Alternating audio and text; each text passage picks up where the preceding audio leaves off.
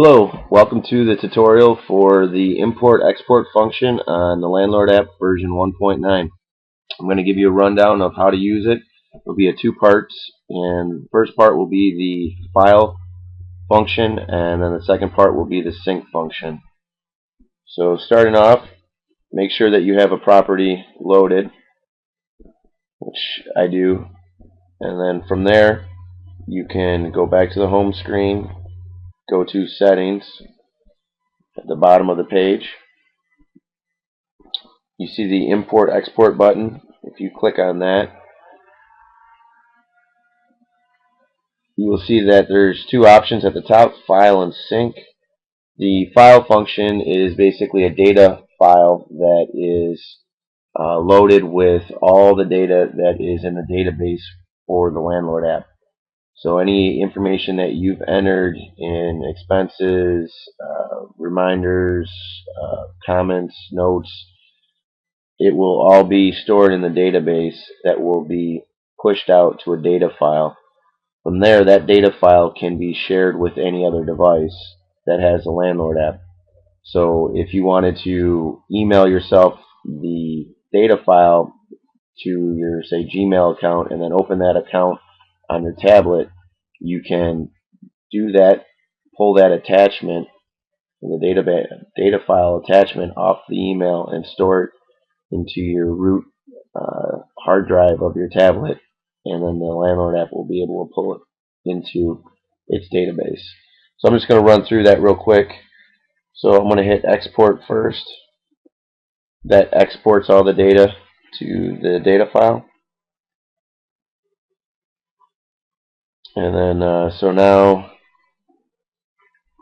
just do a quick show that it works. I'm going to delete this property.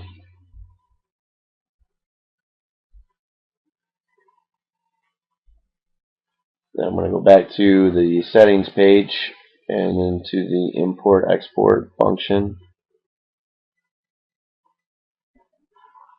And then I'm going to hit import. And this does erase all the data that is in your file. So you want to make sure that whatever you are importing is the latest and greatest information. Because everything that's already stored in the Landlord app will be wiped out with this new data. Okay. Now this does take a few minutes, a few seconds I should say. It does some checks to verify that the data has all been imported. And then once it's complete, you can go back out to your property and verify that it works. So clicking comments or the notes, you can see that those are still in there. So now, like I said, you can share this data file with yourself. So at the import export, you see that the file name is landlordapp.data. Well, I'm going to use a program called Astro now to locate that file that is within my hard drive of my phone. So I'm going to go back to home, back out, and I have Astro loaded. It's a good program that is very useful for other things as well as managing your files. So I hit the top button, manage my files, and the Landlord app data file is within the root directory of your phone. So that means when you first open it up, it will be right there. I can take that by holding it down on it, and I can send it, and I can send it to my Gmail, my Yahoo, if you have Yahoo, Dropbox. So selecting Dropbox will load it to your Dropbox files. And then once you have your Dropbox on your tablet, all you do is hit hold down on it, and then export it.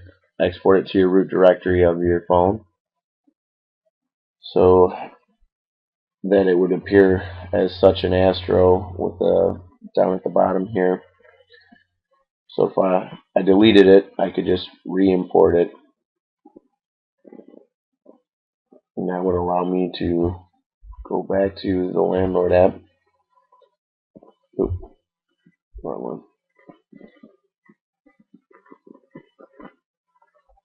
And then go into settings and import that file. And by having it in your root directory, it knows right where to go.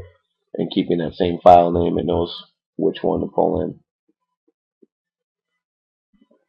Well, that concludes the tutorial for the file function. And like I said, there will be a second part for sync, so please tune into that. Thank you.